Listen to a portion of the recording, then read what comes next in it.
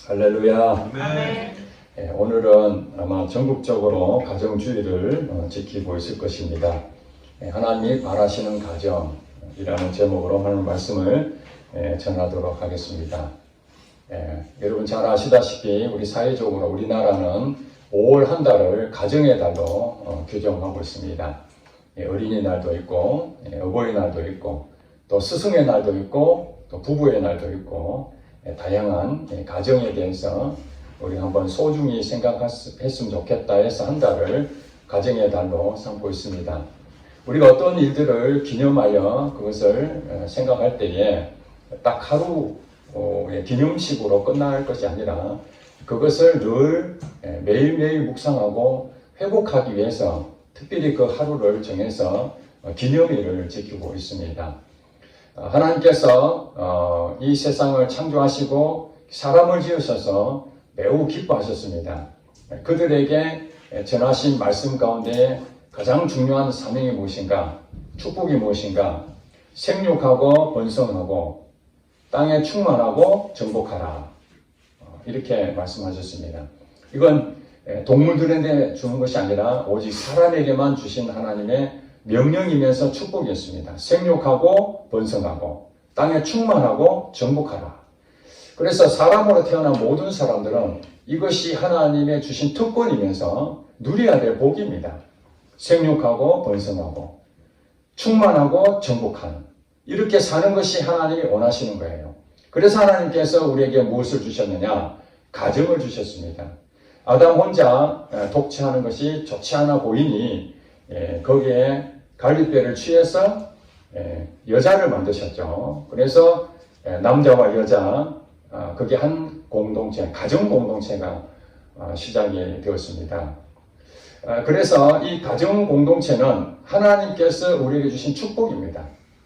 그러니까 이 가정을 우리는 소중히 여겨야 되는 것이 당연한 것이죠. 마땅한 것입니다.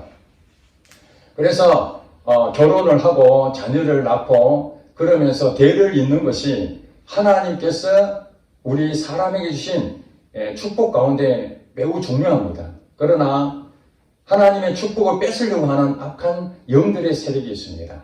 가정을 파괴하고 결혼을 하지 못하게 하고 오늘 사회가 그런 시대적으로 환경적으로 너무나 많이 급변했습니다. 얼마 전에 제가 뉴스를 들었는데 1960년대에 낳은 평균 자녀 수가 몇 명인지 아십니까? 6명입니다. 6명. 깜짝 놀라죠? 지금 현재는 몇 명인지 아십니까? 0.72명. 결혼해서 자녀 낳는 수가 0.72명입니다. 한 명도 안 되는 겁니다. 사실은 2명 정도 낳아야 그대로 이어져 나가는데 2명이 1명을 놓으면 절반을 줄어드는 거 아니겠습니까? 근데 옛날에는 한 가정이 6명을 낳습니다. 그러니까 6명을 낳았으니까 너무 많이 낳으니까 이제는 산하 제한을 하게 된 것이죠. 이대로 살다가는 거짓고로 못 면한다. 그 당시에 표가 그랬습니다. 아이를 많이 낳게 되면은 우리나라 거짓고로 못 면한다. 먹을 것이 없다는 이 말이죠. 사람이 많아지니까. 그랬는데 불과 60년 만에 이렇게 바뀔 수가 있겠습니까? 그러므로 이 사회나 또 환경이나 또 시대에 따라서 우리는 급변하는 그런 과정에서 때로는 자녀를 많이 낳자, 때로는 자녀를 제한해야 된다. 여러 가지 정책들을 하고 있지만은 성경이 말씀하시는 것이 진리인 줄 믿습니다. 우리는 시대에 따라가는 것이 아닙니다. 2000년 전에 하나님께서 우리에게 분명하게 말씀하셨습니다. 가정을 주신 이유가 분명한 뜻이 있는 것입니다. 그런데 우리가 이 내용을 생각하지 않고 지금 시대가 그러니까 결혼을 늦추고 또 자녀를 안 낳아도 되고 이런 분위기에서 우리 기독교인들이 많이 힘듭니다. 하나님 말씀을 믿자니 세상에 왕따를 당하고 좋은 소리도 듣지 못하는 그런 시대에 와 있습니다. 그럼에도 불구하고 우리가 세상을 따라가면 안 되는 것입니다. 왜냐하면 이 약한 영은 세상 풍조를 따라가서 결국에는 멸망시키려고 하는 것이 사단의 목적이라는 것을 우리 알아야 됩니다. 그래서 끊임없이 동성애자들이 이 땅에 계속해서 출몰하고 그것은 성경에서 동성애가 왜 문제입니까? 결혼에 대한 문제를 심각한 것이 동성애자들이잖아요. 예. 이성 간에 결혼을 해야 자녀들이 낳는데 동성 간에 결혼을 해가지고 자녀가 나올 수 있습니까? 안 되지 않습니까? 이 근본적으로 가정을 깨뜨리는 그 일들이거든요. 그 지금 이제 현실적으로는 우리나라 또 지금 그 법을 통과하려고 좀 애를 쓰는데 그 소수의 인권을 동성애자들 인권을 보호하고자 하는 그 목적으로 지금 계속해서 법안을 통과시키려 합니다. 이미 유럽에는 동성애자들을 합법적으로 인정할 뿐만 아니라 결혼도 합법적으로 인정하고 있고 미국에 있는 제가 듣기로는 미국에 있는 교단에 기독교단에서도 동성애자들을 결혼을 허용했다라고 얘기를 들었습니다. 그래서 목사님이 동성애자들을 결혼식에 주례까지 한다고 그렇게 얘기를 합니다. 이게 성경적으로 해야 되는데 시대에 따라가서 교회도 지금 그렇게 가고 있는 상황이 있습니다. 우리가 볼 때에 참 목사님 성경대로 어떻게 살 수 있습니까? 시대에 발맞추지 않으면 우리 경쟁에 뒤떨어지고 생활적으로도 매우 어려워졌는데 어떻게 그걸 따라가지 않을 수 있습니까? 우리만 왕따 당합니다. 지금 다 결혼 안 하는데 우리가 결혼하는 거 자녀를 한 명, 두 명 뭐 많이 놓는 것 자체에 대해서 부정적인데 어떻게 그렇게 하면 되겠습니까? 그렇게 말을 하는데 여러분 마지막 때요 배신하고 주님을 믿음에서 떠나버리고 핍박을 당하고 그런 게 요한계시록에 나오지 않습니까? 박해를 당하고 정상적으로 신앙생활 할 수 없는 그런 상황이 올 때에 우리의 믿음이 정말 있느냐? 그것이 오늘 꼭 무슨 박해를 감옥에 가야 되고 그런 일들은 아니랄지라도 우리가 이 세상의 풍조를 따라가느냐? 거기에 동조하지 않았을 때에 당하는 피해, 때로는 힘든 어려운 과정들, 동료들로부터 멸시를 당하는 것 같은 무시를 당하는 것처럼 이런 것들이 사실은 힘든 일이지 않겠습니까? 그러나 이것이 하나님께서 우리에게 주시는 메시지는 2000년 전부터 이미 동일하게 수많은 우리 신앙의 선배들은 그런 과정을 다 거쳤습니다. 그런 거 통과하지 아니하고 믿음을 지킨 사람은 단 한 명도 없습니다. 단지 그 시대에 따라서 여러 가지 환경이 바뀌어졌을 뿐이지 하나님 말씀대로 모두가 살다 보니까 어려움을 겪게 되고 왕따도 당하고 지탄도 받고 성경에 보니까 우리가 주님을 사랑하면 사랑할수록 세상이 우리를 미워한다고 그랬습니다. 여러분 세상이 우리를 좋아하고 세상이 우리를 사랑할 것 같습니까?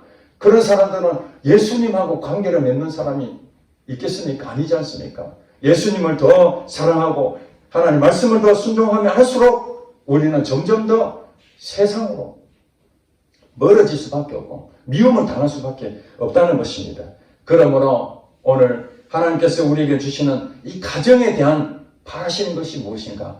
그것은 골로새서에서는 아내들에게, 남편들에게, 또 자녀들에게, 부모에게 간략하게 설명을 했는데 오늘 에베소서에는 더 깊은 뜻이 있다는 사실입니다. 오늘 본문에 볼까요?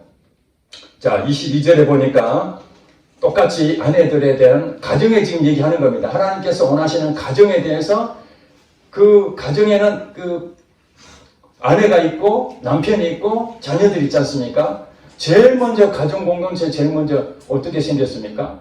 아내와 남편이 제일 먼저 가정 공동체에 시작이 된 것입니다. 이 부모죠. 자, 부모에 제일 먼저 나오는 것이 아내들이요. 이렇게 나옵니다. 아내들이요. 자, 아내들이요. 여기에 이제 여자분들은 아내들이 되겠죠. 자, 아내들이요. 자기 남편에게 복종하기를 누구에게 하듯 하라? 죽게 하듯 하라. 그러니까 우리가 남자와 여자는 공평합니다. 평등합니다. 누가 높고 누가 낮은 게 없습니다. 공평합니다. 옛날에는 남자 상위 시대, 여자는 천대받고 이제 그런 시대가 있었습니다. 그런데 지금은 이제 다 이렇게 서로가 동등한 그런 게 있지만은 여기에 에베소서 당시에 편지를 쓸 때는 여자들은 사실은 약한 존재요, 천한 사람, 사람의 숫자도 들어가지 않는 사람으로 그 당시엔 취급이 되었습니다.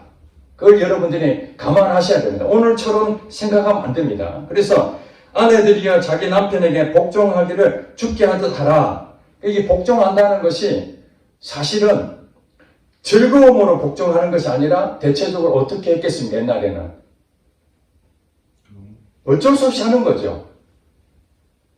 여자들이 약하니까, 남자들이 윽박지르니까 할 수 없이 그 힘에 짓눌려서 복종하게 됩니다. 복종이 쉽지 않은 겁니다. 성경에서는 말하는 것은 어쩔 수 없이 하기 싫은 걸 그냥 생색내고 그런 걸 얘기하는 게 아니잖아요. 이 복종이라는 부분에서 다른 부분에 가면 순종하라 이렇게 나옵니다. 좀 복종은 약간 명령적인 그런 부분이 있다면 순종하라는 것은 자발적인 그런 의미가 있지 않습니까? 예. 근데 사실은 성경 같은 내용이에요. 복종하라, 순종하라 같은 내용인데 자발적인 마음으로 남편에게 순종하고 복종하라 이 부분에 대해서 어떻게 그렇게 할 수 있는가 쉽지 않은데 그것은 죽게 하듯 하라 이렇게 성경은 말하고 있습니다. 그러면 아내와 남편에 대한 관계를 주님께 하듯 하라 하는 부분이 들어감으로써 예수를 안 믿는 사람과 예수 믿는 사람이 여기서 달라지는 겁니다. 즉 말해서 예수님에 대한 부분을 빼버리면은 예수 안 믿는 사람도 똑같이 남편에게 순종하고 복종하는 것이 좋은 일이죠. 예수 안 믿는 사람도 거기에 대해서 거부할 게 없습니다. 예수 믿는 사람뿐만 아니라 안 믿는 사람 똑같이 할 수 있습니다. 그런데 왜 아내와 남편에 대한 부분에서 죽게 하듯 하라 이 부분을 연결했느냐? 여기에 대해서 23절에 사도 바울이 깨달은 것을 설명합니다. 뭐라고 얘기합니까? 이는 이제 설명하는 거예요. 아내들이 남편에게 복종하는 것을 죽게 하듯 하라는 이 말씀이 무슨 뜻인가 하면은 남편이 아내의 머리됨이 그리스도께서 교회의 머리됨과 같음이니 그가 바로 몸의 구주시니라 이렇게 연결시켜놨어요. 즉 그래서 이제 여러분들이 좀 더 한 단계를 더 높여서 이 가정 공동체 위에 어떤 부분을 생각하느냐 사도 바울이 그걸 지금 설명하려고 가정을 지금 들어서 얘기를 하고 있는 것입니다. 그것은 예수님과 교회의 관계입니다. 예수님과 교회의 관계. 자, 예수님은 우리가 보통 말할 때 뭐라고 얘기합니까? 예수님은 신랑 되신다 그러죠. 그렇죠? 그 다음에 이 교회는 예수님을 믿는 이 성도들을 교회라고 합니다. 교회. 그러니까 이 예수를 믿는 성도들이 공동체로 되는 것을 교회 공동체로 하는 것이고, 그래서 이 교회는 한 명을 지칭하는 건 아니에요. 각자 한 사람 한 사람씩 전부 다 교회가 되는 거예요. 이 지체를 말하는 겁니다. 그래서 또 성경에 말하니까 그리스도께서 교회의 머리 된다. 그랬으니까 여러분 우리 몸의 신체의 머리는 하나죠. 머리는 하나인데 그 몸은 딸려있는 곳에서 지체가 여러 개 있지 않습니까? 그러니까 이 몸을 교회라고 하는 거예요. 여러분 이해를 하시죠? 이 교회를 지금 이 건물에 있는 겨자씨교회 이 개념이 아니에요. 성도를 말하는 겁니다. 성도. 그래서 그 성도를 신부라고 말하는 겁니다. 예수님은 신랑되고 우리 성도는 교회는 신부다. 아멘? 여러분 개념을 반드시 해야 됩니다. 물론 예수님과 우리의 관계가 꼭 신랑 신부의 관계만 있는 건 아니에요. 다양한 지위가 공존하는데 오늘 가정에 대해서 설명할 때에 그리스도는 신랑이고 교회는 신부다. 그럼 우리는 뭐예요? 교회라고 해요. 교회. 우리가 교회니까 우리 신부입니다. 우리 신부는 지금 첫 번째 아내들이요 하는 게 신부죠. 이해가 되시죠? 그러니까 우리가 말하는 가정에 대해서 이 아내들은 예수 안 믿는 사람들 아내들 이렇게만 볼 것이 아니라 이 아내들은 결국 예수 믿는 성도를 가리킨다. 이렇게 보셔야 됩니다. 이해가 되시죠? 그러니까 여러분들은 아내라는 존재는 신부다. 예수님을 모시는 신부다. 그러니 여러분에게 짝지어준 그 남편을 예수님이다. 그렇게 생각하라는 거예요. 실제로는 예수님이 아니지만은 내가 예수님을 신랑으로 맞이했으니까 눈에 보이는 신랑. 그게 지금 현재 배우자잖아요. 그죠? 눈에 보이지 않는 신랑이신 예수님을 내가 사랑하는 것처럼 복종하고 순종하는 것처럼 예수 믿는 성도들은 다 그렇잖아요. 저도 그렇고 여러분도 그렇지 않습니까? 예수님을 말씀하시는데 불순종하고 복종하지 아니하고 그건 아니잖아요.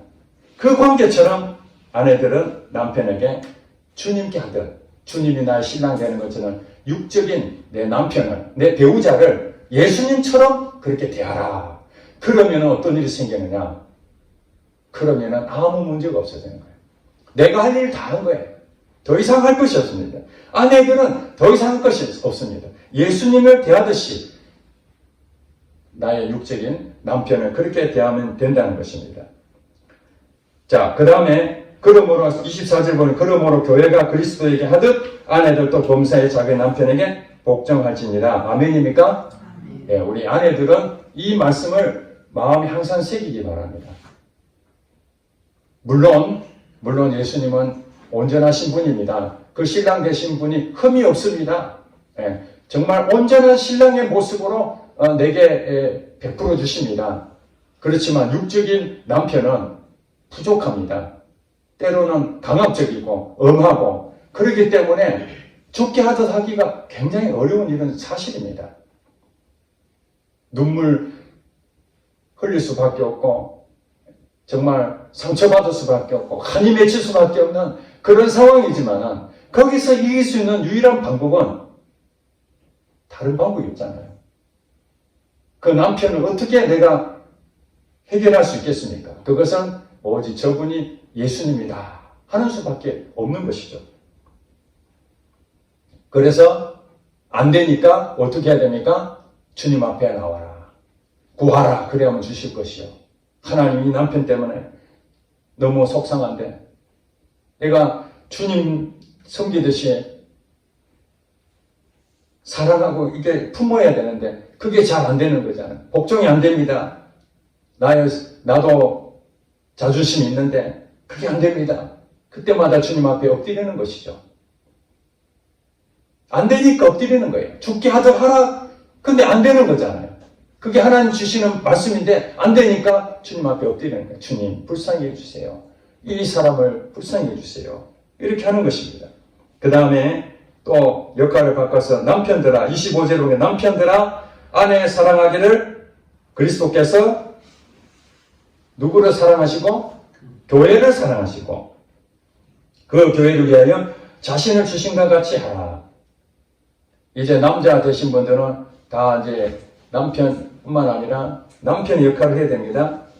이제 남편이 되면은 어떤 일이 돼야 됩니까? 아내하고 이제 하나가 되는데 그 아내를 사랑해야 됩니다. 근데 사랑해야 되는데 이것을 어떻게 관계를 맺느냐? 사랑하기 쉽습니까?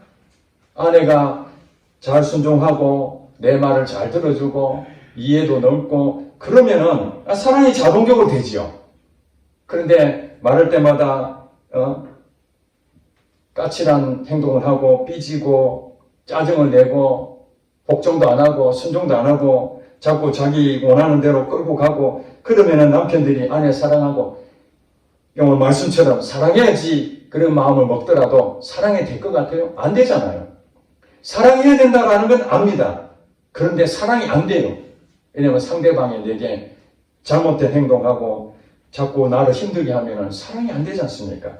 그때에 남편들은 어떤 생각이 됩니까? 그리스도께서 교회를 사랑하시고 그 교회를 위하여 자신을 주신과 같이 하라. 이것도 똑같은 얘기잖아요. 죽게 하듯 하라. 이 얘기 똑같은 거예요. 예수님께서 신랑 되신 예수님께서 신부된 그 성도에게 어떻게 합니까? 자기가 원하는 데 다 맞춰라. 이렇게 합니까? 안 하잖아요. 예수님께서 기다려주고 품어주고 인내하고 잘못해도 또 용서해주고 또 사랑으로 품어주고 이렇게 한다는 거예요. 그런 것처럼 아내를 어떻게 해야 되는가? 끊임없이 부족하고 연약하지만 다시 또 이렇게 회복하고 사랑해주고 그렇게 해야 되는 것이죠. 그러니까 이제 이 부분에서 이제 아내와 남편에 대한 이 두 가지 부분을 우리가 설명을 들었습니다. 자, 아내에 대한 부분에서 우리가 주신 메시지가 뭐냐? 딱 한마디로 해서 질서에 대한 말씀입니다. 질서. 그리스도께서 머리가 되시고 교회가 몸이 되는 것처럼 남편이 아내의 머리가 된다고 그렇게 말하지 않습니까? 사람과 사람이 인격적인 동등하고 공평하지만은 그러나 어떤 상황에 대해서는 하나님이 그 가정에 리더자를 세웠는데 그것이 바로 질서를 주는 겁니다. 질서. 그 질서의 중심이 남편인 거예요. 그래서 아담과 하와가 있는데 아담을 통해서 하와가 나왔지 않습니까? 그러니까 모든 책임은 아담이 지는 겁니다. 하와가 잘못해도 아담이 책임지는 거예요. 왜냐하면 그게 질서이기 때문에. 하나님께서 남편에게 권위를 주셨어요. 권위를 줬다는 것은 그만한 특권도 있으면서 책임을 져야 됩니다. 남편들은 그 책임을 지는 무거운 짐을 안고 태어나는 거예요. 그렇기 때문에 아내들은 질서를 위해서 그 권위를 인정해 주는 것입니다. 물론 남편이 그 권위를 인정할 만큼 수준이 아니라 할지라도 내가 볼 때는 한참 못 미친다 할지라도 여러분 교회의 목사를 하나님 세우신 이유가 무엇입니까? 그 교회의 질서를 세우기 위해서 목사의 권위를 세워줬잖아요. 그러면 그 목사의 권위를 세워줬는데 그 목사가 정말 훌륭하고 참 인격적이고 누가 보더라도 존경할 만한 그런 목사가 있는 반면에 연약하고 부족하고 수준이 좀 원래 가지고 있는 수준보다 미달된 목사들도 있지 않습니까? 그러면 여러분 생각할 때 수준이 좀 높고 좀 탁월한 그런 목사는 목사를 인정하고 그 권위를 인정하고 좀 부족하고 실수도 많고 약점도 많은 그 목사는 그러면은 인정을 안 한단 말입니까? 아니잖아요. 성경에서는 권위에 대해서 질서를 위해서 그것을 우리가 인정을 해야 된다. 하나님께서 지위를 주셨으면 그 지위에 맞는 일들을 감당해야 되지만 그것을 잘하든지 못하든지 그건 하나님이 그 지위를 준 사람에게 말씀하신 것이지 우리는 그 지위를 주면은 대통령을 세웠으면은 우리가 어쨌든 뽑았지 않습니까? 그가 좀 부족하고 어떤 부분에서는 좀 안타깝고 아쉽고 그런 점이 있지만 대통령을 세워졌으니까 그 자리에 누가 있든 대통령의 권위를 무시하면 되겠습니까? 밖에 나와서 대통령한테 그냥 삿대질하고 대통령에게 칼을 휘두르고 내 마음에 안 든다고 그러면 되겠습니까? 안 되지 않습니까? 마찬가지로 그게 이제 가정으로부터 이게 시작이 된다는 거예요. 가정으로부터. 질서는 가정으로부터 시작이 된다. 남편들은 아내를 사랑하기를 그리스도께서 교회를 사랑하시고 그 교회를 위하여 자신을 주신 것 같이 하라. 이거는 약자를 보호하는 메시지입니다. 질서를 지켜야 되는 부분에서는 그 권위를 인정해 주는 것이 필요하다면 반대로 힘을 가지고 있는 그 권위를 가지고 있는 사람은 약자를 보호해야 됩니다. 대통령이라는 부분에서 권위를 인정받았으면 그 대통령은 이제 국민들을 보호해야 될 책임이 있는 것입니다. 아멘? 그래야 되는데 자기가 대통령이 되었다 해가지고 그 지위를 남용하고 권력을 마음껏 휘두르고 약자를 보호하지 아니하고 그것을 힘으로 누른다든지 그러면은 그건 안 되는 것이죠. 마찬가지로 남편도 연약한 아내를 사랑하고 그 연약하기 때문에 보호해줘야 되는 거죠. 어떤 일이 생기면은 남자들이 나서서 남편이 나서서 어떤 일을 막아줘야 되는데 남편이 도망가 버려요. 괴한이 쳐들어왔는데 아내를 팽개치고 남편이 도망가 버렸어요. 이것이 무엇이 직무유기죠. 권위를 인정받기를 원한다면 아내를 보호해줘야 됩니다. 적으로부터 보호해야 되는 것입니다. 목사로 세워졌으면 권위를 인정받았으면 그걸 해야 되는데 이제 성도들이 다 도망가고 성도들이 힘든 상황인데 자기만 배불리 권위만 받고 존경만 받고 성도들이 영적으로 지금 사단에 잡혀 먹히고 공경에 처해 있는데도 나몰라를 하고 있다면 그게 목사의 직무유기가 되는 것이죠. 남편들이 그렇다는 것이에요. 그러니까 아내들과 남편들이 성경에 보니까 한 남자와 한 여자가 한 몸이 된다고 그렇게 말하는데 그것이 31절에 나옵니다.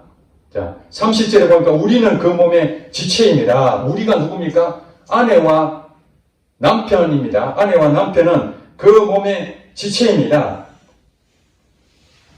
우리는 성도들입니다. 그는 예수 그리스도입니다. 예수 그리스도의 몸의 지체입니다. 우리가. 이해가 되시죠? 예. 그러니까 그 몸의 지체라는 부분이 한 몸이라는 거예요. 예수님과 우리가 한 몸입니다. 떨어질 수가 없어요. 그래서 31절에 보니까 그러므로 사람이 부모를 떠나 그의 아내와 합하여 그 둘이 한 육체가 되지니, 그러니까 한 여자와 한 남자가 결혼한다는 것은 한 몸이 된다는 거예요. 연합입니다. 연합. 교회 공동체, 가정 공동체는 연합입니다. 성도들이 이렇게 하나 모였잖아요. 이 연합입니다. 지체입니다. 지체. 그러니까 결국 한 몸이라는 것은 내가 아프면은 다른 분도 아픈 겁니다. 내가 기쁘면 다른 사람도 기쁜 겁니다. 이것이 한 몸이에요. 아내가 아픈데 남편은 웃고 있어요. 이게 한 몸입니까? 아니잖아요. 남편이 병원에 입원했는데 아내는 백화점 가서 쇼핑을 하고 있어요. 이게 한 몸입니까? 아니잖아요.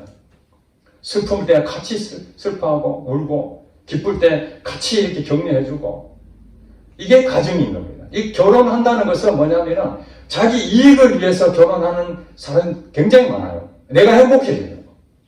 오늘날 많은 사람들이 가정을 해서 서로가 깨어지는 이유들 중에 하나가 뭐냐면 성격 차이라고 해요. 성격 차이. 물론 성격적으로 서로가 맞지 않는 부분은 맞습니다. 그런데 그 성격 차이가 뭐 때문에 생기는 겁니까? 내게 맞춰야 되는데 안 맞춰주는 거예요. 상대방이. 그러니까 안 맞춰주니까 행복 안 한 거예요. 내가 이러려고 결혼했나? 내가 이 남자 만나가지고 나 행복할 줄 알았는데 이 남자 나한테 잘해주지 못하네. 이 여자 만나면 내가 행복할 줄 알았는데 널 힘드네. 왜냐면 성격 차이가 있으니까. 그러니까 어떻게 되는 겁니까? 한 몸이라는 건요, 양보해야 되는 겁니다. 양보. 누가 희생해야 되는 겁니다. 상대방을 배려해야 되는 겁니다. 그래야 이게 하나가 되는 것이죠. 내 것을 얻으려고 자꾸 그러면은 이게 결국에는 한 몸이 될 수가 없어요. 여러분, 한 몸이 된다는 거예요. 서로가 상대방을 이해해주고 배려해주면은 저절로 한 몸이 돼버리죠. 그렇잖아요. 밥 한 그릇 있는데 여보 당신 먹어. 아니야 나는 배불러. 당신 먹어. 한 몸이 되는데 밥 하나밖에 없어. 그거 내가 먹을래. 당신 인간이야. 나는 그거 뭐 먹고 살아라고. 이러면서 서로 그 밥 한 그릇을 뺏어 먹으려면 한 몸이 안 되는 거죠. 그러니 이 가정이 화목하고 가정이 하나가 되는 것은 무엇인가? 한 몸, 연합이라는 거예요. 그래서 성경의 전체를 보면 여러분, 연합하라. 한 마음으로 한 몸이 되라. 이렇게 성경은 말하고, 사단은 뭡니까? 서로가 갈라지고 싸우고 다투고 찢어지고 그렇게 하는 거잖아요. 가정을 자꾸 찢으려고 그럽니다. 한 몸이 안 되게끔 행복을 깨지도록 그렇게 유도를 하는 것입니다. 그러면서 32절에 보니까 이 비밀이 크도다. 나는 그리스도와 교회에 대하여 말하노라. 자, 가정, 아내와 남편에 대해서 설명을 쭉 했는데 거기에 대해서 사도 바울은 그리스도와 교회에 대해서 말하고자 하기 때문에 이 가정에 대해서 말했다는 거예요. 그러니 여러분 결혼을 하게 되면은 그냥 남자와 여자가 결혼해서 행복하게 자녀 잘 놓고 어려움 없이 편안하게 잘 산다. 이게 목적이 아니라 바로 여러분이 결혼이라는 것은 그리스도와 결혼하는 것과 똑같다. 신랑 대신 예수님을 모시는 것과 똑같다. 그러니 남자와 여자가 결혼한다는 얘기는 그 안에 누가 주인이 된다는 거예요. 예수 그리스도가 신랑이 되시고 나의 주인이 되시는 거예요. 그렇게 된다면 거기서 행복이 나오는 것입니다. 신앙생활을 교회에 와서 하는 것이 아니고 가정에서 신앙생활을 하는 것이 바로 여기가 예수님이 다스리시는 가정이다. 그렇게 생각한다면 때로는 내 마음에 들지 않고 성격적으로도 안 맞을 수도 있고 그렇지만 예수님이라면 내가 양보하고 예수님이라면 나를 위해서 죽으셨는데 내가 더 무엇을 못하겠는가? 그런 마음을 갖게 된다면 여러분 처음에는 남편이 안 알아주고 아내가 안 알아주고 그러지만은 정말 사랑하는 마음으로 시간이 지나서 기도하면서 오늘 본문 얘기한 것처럼 남편에게 순종해야 되는데 순종이 안 돼. 눈물로 기도하고 아내를 사랑해야 되는데 사랑이 안 돼. 눈물로 기도할 때에 시간이 지나면요. 아내와 남편이 점점 주님의 마음으로 바뀌어지는 그런 일들이 일어날 줄로 믿습니다. 그건 상대가 먼저 그렇게 되는 것이 아니라 내가 그렇게 먼저 되는 거예요. 내가 주님 앞에 눈물로 기도하는데 간절한 마음으로 기도하지 않겠습니까? 이 가정을 파괴시키려고 하는 이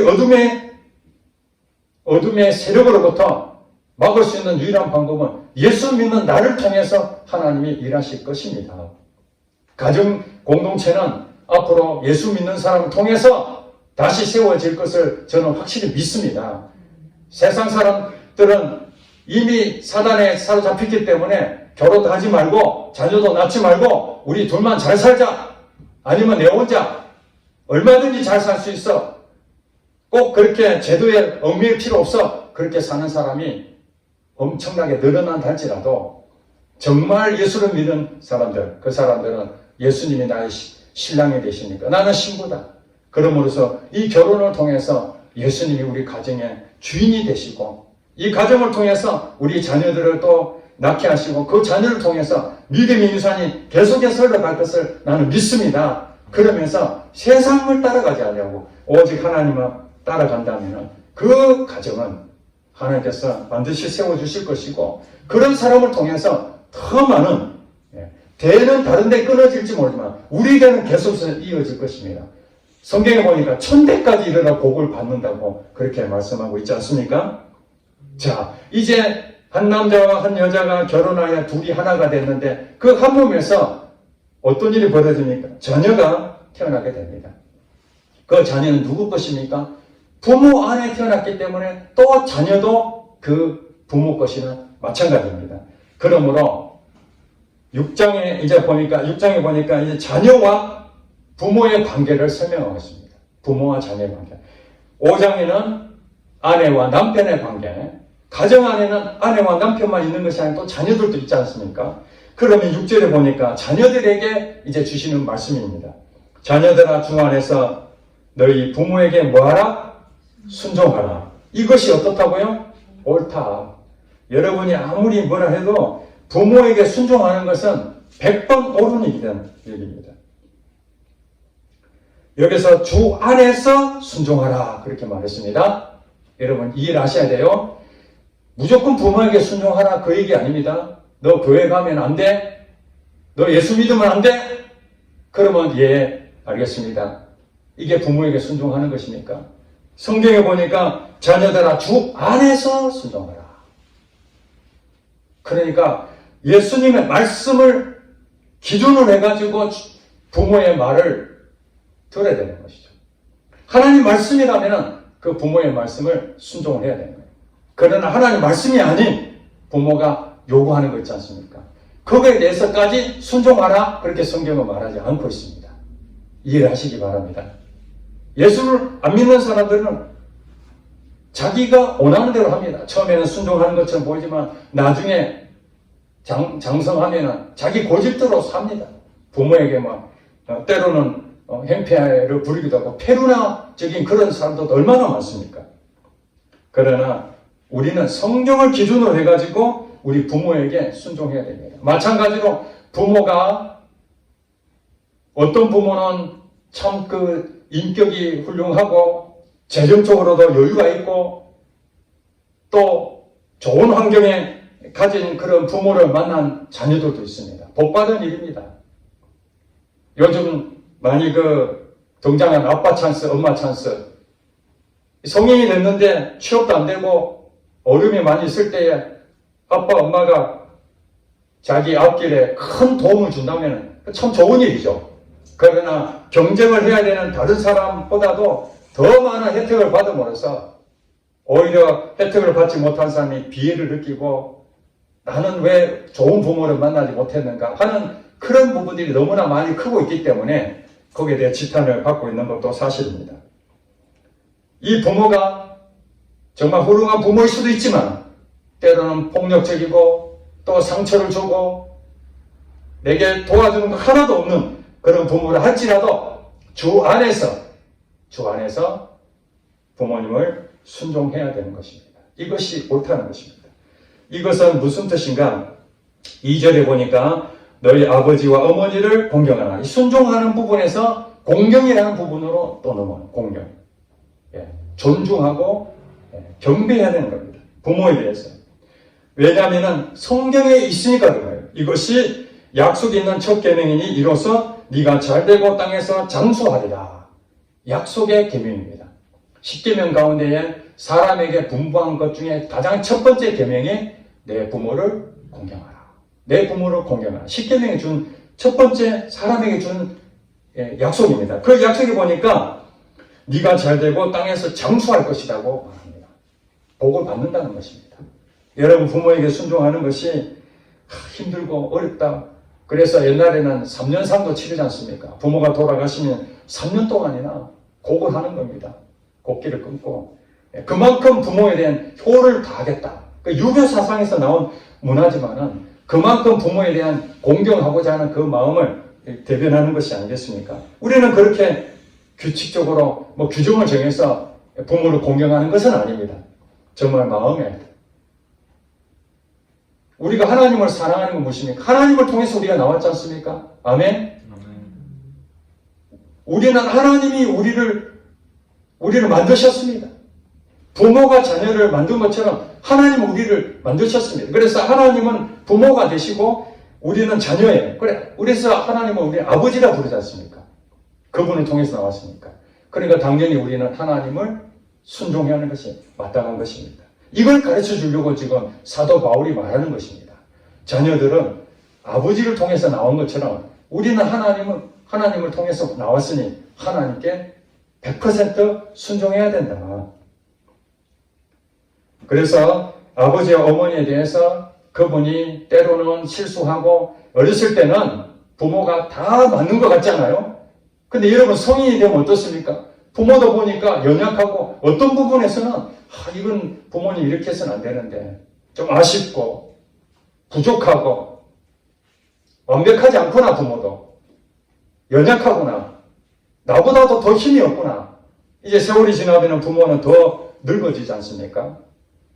자녀들은 이제 더 힘이 생기고 왕성해지고 그러면은 이제 옛날 같으면은 어렸을 때는 엄마 아빠 그래도 뭣도 모르니까 엄마 아빠가 뭘 얘기하면은 다 맞는 줄 알고 다 받아들였는데 이제 좀 컸다고 대꾸하고 무시하고 부모 말은 귀담아 들으려고 하지도 않고 그것이 무엇입니까? 공경하지 않는 것입니다.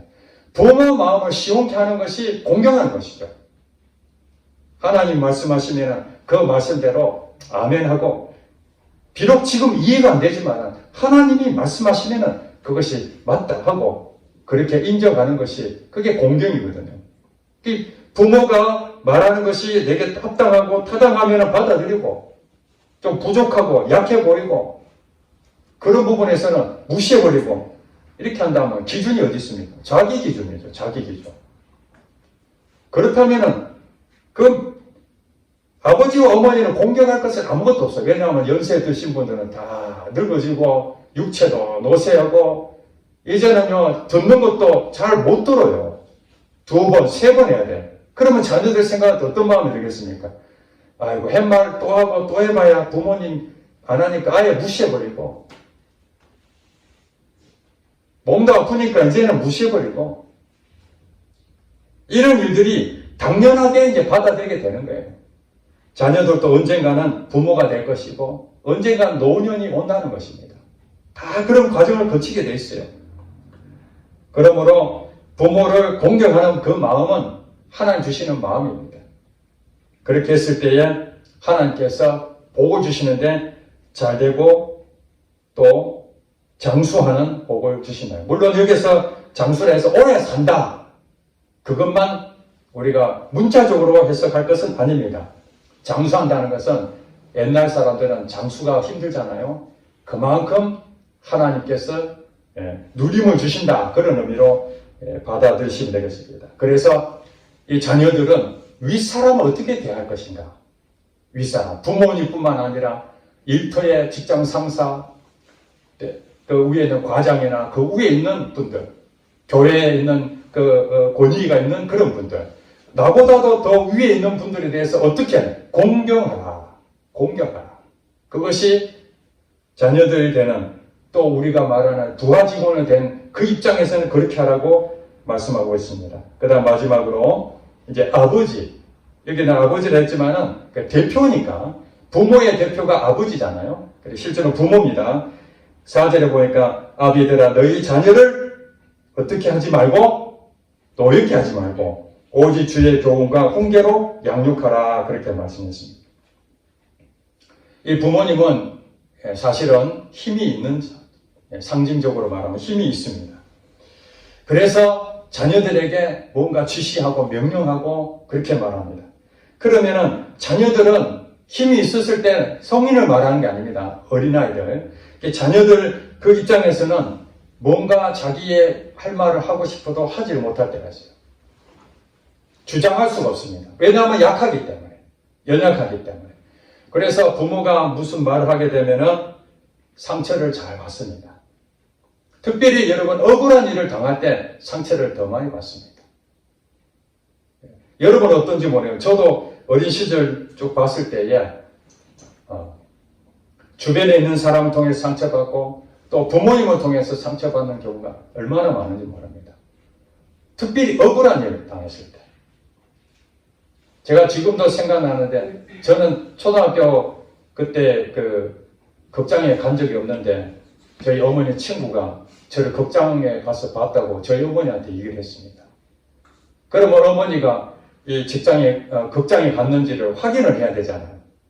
그런데 당연히 극장에 간 줄 생각하고, 왜냐하면 그분을 말을 신뢰했기 때문에. 그래서 그냥 자초지종 상관없이 극장에 갔다 해가지고 제가 매를 맞았습니다. 저는 극장에 가지 않았는데 극장에 갔다라는 그 한마디에 답변을 못했어요. 왜냐하면 힘이 없으니까. 그 억울함이 그 당시에 그 저에게 고자질했던 어머니 친구에 대해서 저도 모르게 미운 마음이 생기게 된 거예요. 그 어머니가 그러니까 어머니 친구죠. 어머니 친구분이 얘기했던 그 부분에 대해서 어떤 말을 하든 저는 불신하게 되고 억울한 일 당하니까 거기에 상처가 되면서 이제 누가 나에게 억울한 부분 하면은 저도 모르게 분노가 일어나는 것들을 이제 발견하게 됩니다. 어렸을 때는 억울하니까 말도 못하고 있다가 성인이 되면은 그런 일 당하면은 폭발해버리죠. 분노가 막 일어나고 미워하게 되고 그런 일이 생깁니다. 그렇기 때문에 성경에 보니까 또 골로새서에 보면 뭐라고 했냐면은 너희 자녀를 노엽게 하지 말라. 왜냐하면은 그 자녀들이 낙심할까 하노라. 이게 상처받는 거거든요. 여러분 결혼을 하신 분들 또 결혼 앞으로 할 우리 청년들은 잘 들으시기 바랍니다. 힘이 없는 자녀를 할지라도 인격적으로 우리가 대해야 됩니다. 왜냐하면 그들이 자라는 환경을 통해서 상처를 받을 수가 있습니다. 내 말 한마디에 상처를 받아버립니다. 특별히 억울한 일 당할 때는요, 어디 가서 할 말이 없으니까 정말 가슴속에 묻어둡니다. 이것이 나중에 성인이 돼서 계속해서 쓴뿌리로, 트라우마로 남게 되고 그 상처로 다른 사람한테 피해를 주는 경우가 굉장히 많습니다. 그러므로 때로는 내가 부모로서 좋은 뜻에서 말을 했지만 상처가 될 수 있으니 어떻게 해야 됩니까? 끊임없이 혹시 우리 자녀가 상처받는 일 없는지, 또 내가 말을 잘못한 것은 없는지, 억울한 일이 없는지, 비록 때로는 부모로서 실수를 했지만 때로는 자녀한테 미안하다 하고 용서를 구하고 꼭 안아주고 축복해주고, 그래서 그때마다 생각날 때마다 그 자녀를 위해서 기도해 줄 뿐만 아니라 그걸 털어내야 됩니다. 깨끗하게, 상처가 없게끔. 이제 말씀을 정리하고 마치려고 합니다. 하나님께서 바라시는 이 가정은 예수님과 교회의 관계를 우리는 항상 생각하게 됩니다. 현실적으로는 아내가 남편에게 복종하기 어렵습니다. 순종하기 어렵습니다. 상황적으로 완벽하지 않기 때문에. 그리고 또 남편도 아내를 사랑한다는 거 그거 쉽지 않습니다. 자녀들이 부모를 끊임없이 공경하는 거 쉽지 않습니다. 부모가 자녀에게 상처 안 준다는 거 그거 쉽지 않습니다. 쉽지 않지만은 우리는 이제 이 가정을 세워야 되는 사명자이기 때문에 그리스도를 이렇게 대하듯 죽게 하듯 우리는 남편을 대하고 아내를 대하고 또 부모에게 대하고 자녀에게 대하는 것으로서 이 세상을 따라가지 않으려고 이 말씀이 진리입니다. 이 말씀이 실제입니다. 이 말씀은 2000년 전부터 지금까지 변함없이 시대는 바뀌었어도 환경은 바뀌었어도 정책은 바뀌었어도 이거는 영원할 것입니다.